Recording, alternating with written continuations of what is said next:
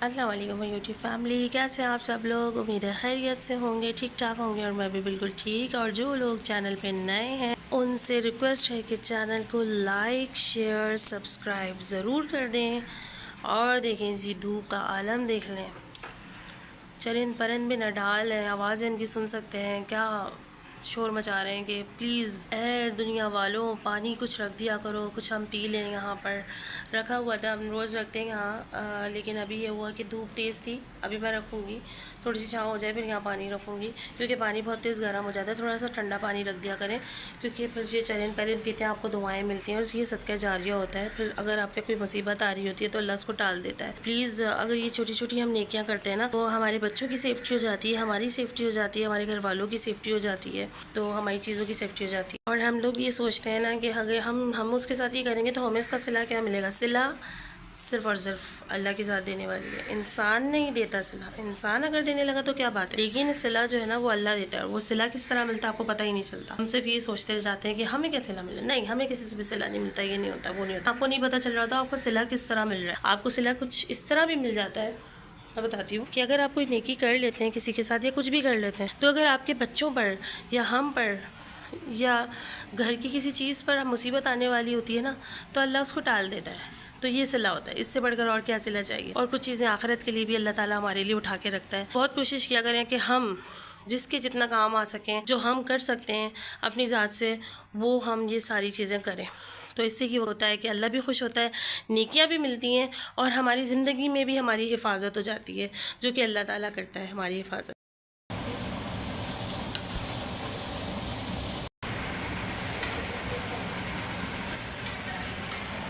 ये मुझे अच्छा लगा आटा।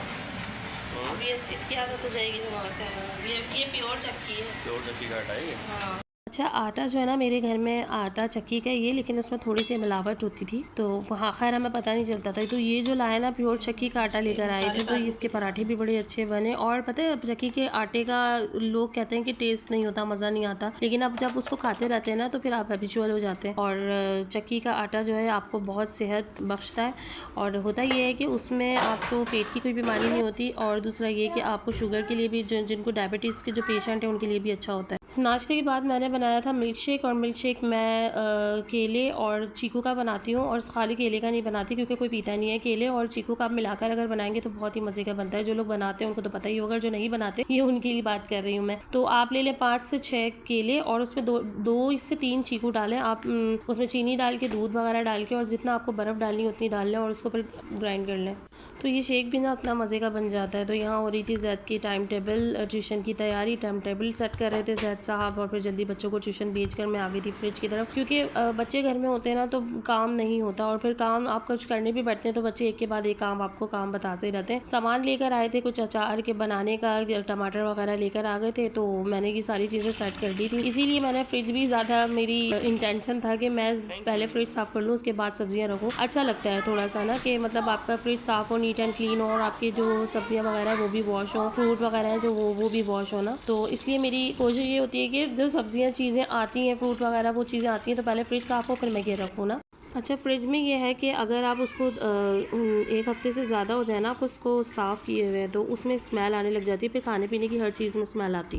अच्छा, आज मैं बनाने लगी हूँ क्रश अचार, जो कूट कर बनाया जाता है, या तो आप उसको ग्राइंड कर लें या आप उसको कूट कर बना लें। तो उसके लिए मैंने लिया है, समझें, थोड़ा सा अदरक और 10 से 15 लहसुन के जवे, और अदरक इतना हो कि आपकी मुट्ठी में आ जाए काटने के बाद इतना, और 10 से 15 हरी मिर्च ले लें। ये मैंने धो के और उसको सुखा लिया था, और उसको बिल्कुल अच्छी तरह ये सारी चीज़ें ड्राई हो। और उसके लिए 1 किलो मैंने यहाँ कैरी ली है, तो फिर इसको बारीक बारीक काट लूँगी। इसको भी मतलब क्रश करना है, पहले बारीक काट के फिर क्रश करूँगी। इसको भी ग्राइंडर में कर लूँगी इसको क्रश, और इन सब चीज़ों को भी मैं क्रश कर लूँगी। इसका ये टॉप निकाल कर और इसको रफली बस आपको जहाँ से सही लगे काट लें, कोई बात नहीं है। तो जो बीच का हिस्सा होगा वो फिर आप साइड कर दें। और इस तरह मैंने ये सारा निकाल लिया, और फिर ये इसको आप इस तरह रफली काट लें, क्योंकि इसको हमें ग्राइंड करना है, बारीक करना है और ज़्यादा। इसको अचार का मसाला ग्राइंड करने के लिए मैंने कुछ मसाले लिए हैं। तो ये 2 टेबल स्पून जो है साबुत धनिया है, 1 टेबल स्पून सौंफ है, 2 टेबल स्पून राई है, 1 टेबल स्पून ज़ीरा है, 1 टीस्पून राई दाना है और 1 टीस्पून कलौंजी है। इसको अब मैं भूनने के बाद ग्राइंड करूँगी ठंडा करके।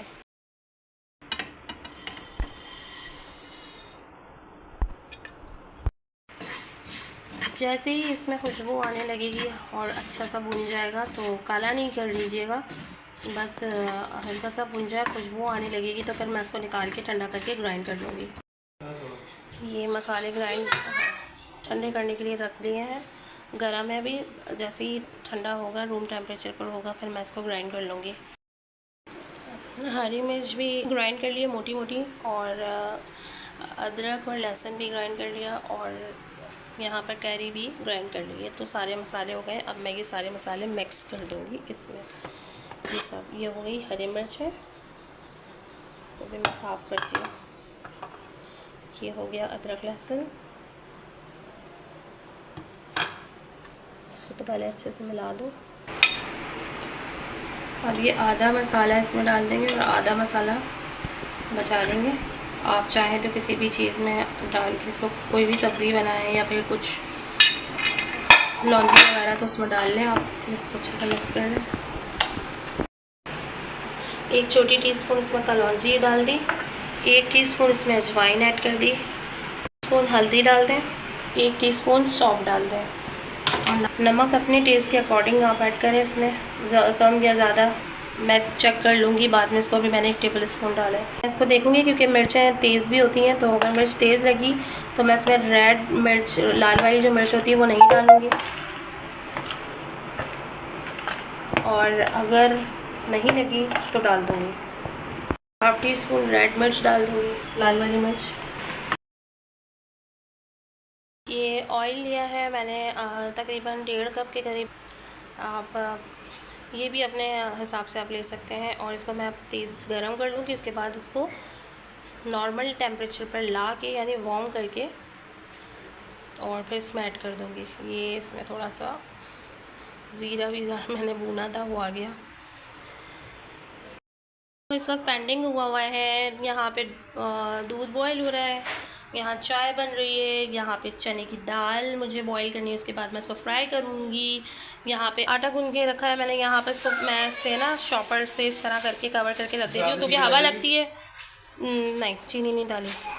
पक्की बात है, डालिए चीनी बगैर चीनी की चाय पिया करो ना।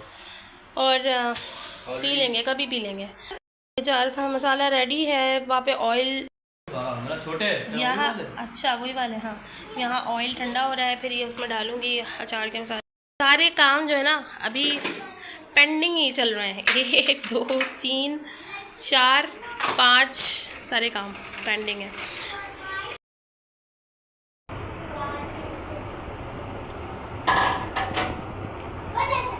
सारा ऑयल इसमें ऐड कर दूँगी। तो ये हो गया है माशाल्लाह।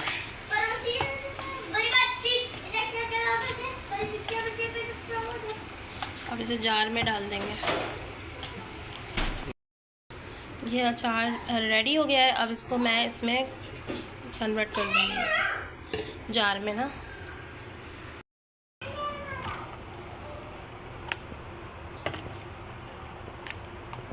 बस इतना ही। तो यहाँ अचार रेडी है और मैंने इसे जार में कन्वर्ट कर लिया है।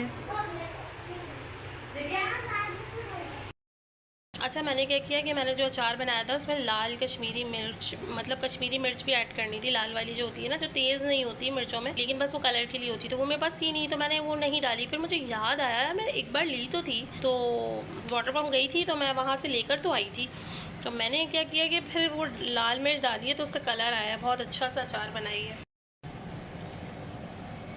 ये है इसकी शक्ल, क्रश कहते हैं ना, क्रश अचार, वो है ये, और टेस्ट में भी लाजवाब है, ज़बरदस्त है। बस मैंने क्या किया कि बस मैंने इसमें सरसों का तेल नहीं डाला, तो होता है ना मस्टर्ड ऑयल, वो नहीं मैंने डाला, उसकी खुशबू तो अलग ही होती है। अब बहुत आप लोग बस यही करें कि जब भी अचार डालें तो सरसों का तेल ही डालना है आपने। अचार बनाने के बाद मैं आ गई थी चने की दाल फ्राई करने, क्योंकि अचार में मुझे इतना टाइम लग गया था, बीच में बच्चों के काम बहुत ज़्यादा आ रहे थे ना। तो अचार ये इतना इंस्टेंट अचार है और फ़ौरन बनने वाला अचार है कि इसमें कोई टाइम इतना नहीं लगता ना। तो बस जल्दी जल्दी बस दाल फ्राई की, साथ में आज मैंने इतने सारे काम कर लिए कि गर्मी इतनी ज़्यादा हो लग रही थी किचन में। तो थोड़ी देर के लिए मैं बाहर, हम लोग फिर बाहर आ गए खाना वाना खाकर। या जोहान की हरकतें देखें, चेक करें तेज़ से झूला दे रहे हैं और फिर लग जाती है तो रोते हैं कि मुझे यहाँ लग गई, मुझे वहाँ लग गई। तो इसी के साथ ही आज अपना व्लॉग यहीं ख़त्म करती हूँ। उम्मीद है आपको व्लॉग पसंद आएगा और रेसिपी भी ज़रूर पसंद आएगी। और अगर रेसिपी पसंद आए तो लाइक शेयर सब्सक्राइब ज़रूर कीजिएगा। इसके साथ ही इजाज़त दें। अल्लाह हाफ़िज़।